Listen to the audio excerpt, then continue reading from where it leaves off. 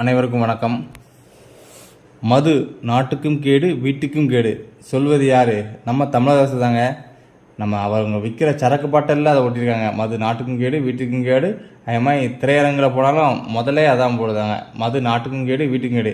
இவ்வளோ அக்கறையாக இருக்க தமிழக அரசு இந்த மதுவை தடை பண்ணலாம்ல? பண்ண மாட்டாங்க.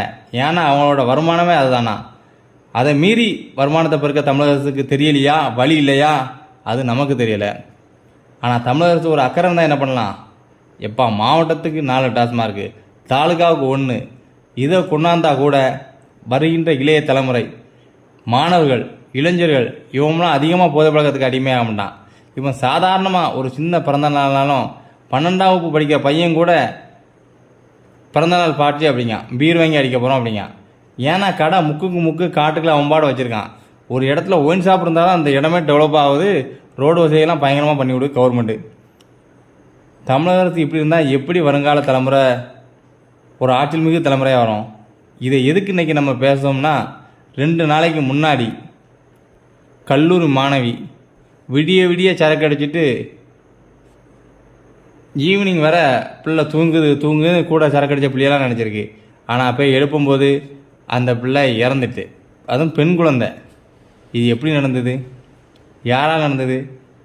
இது காரணமே தமிழக அரசு தான். மது கைக்கீட்டு தூரத்தில் ஒரு ஊருக்கு 2 இடத்துல நீ வச்சுருந்தனா பிள்ளைய மாணவர்கள் முதல்ல எல்லாரும் வாங்கி குடிக்க தான் செய்வான்.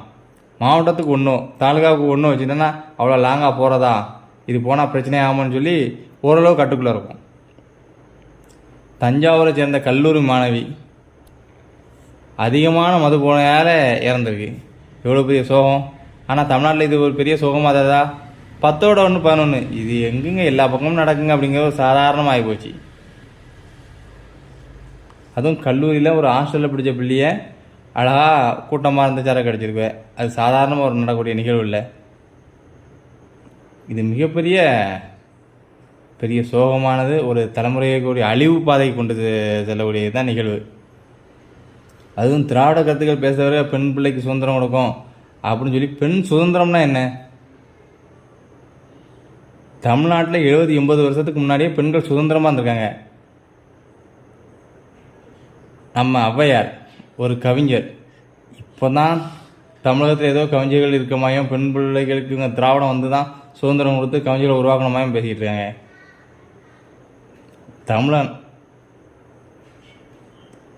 70-80-100 வருடங்களுக்கு முன்பே பெண்களுக்கு அவ்வளோ சுதந்திரம் கொடுத்தவன்.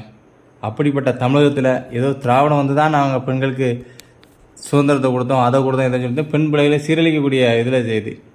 இது இந்த ஹாப்பி ஸ்ட்ரீட் இந்த நிகழ்ச்சிலாம் நடத்தான் பாருங்கள். இதெல்லாம் பெண் பிள்ளைகளை சீரழிக்கக்கூடிய தீய சக்திகளின் வேலையாக தான் இருக்குன்னு முன்னால் சிலவங்க ஃபேஸ்புக்கில் எழுதியிருந்தாங்க. அது உண்மைன்னு கூட இப்போ நினைக்க தோன்றுறது.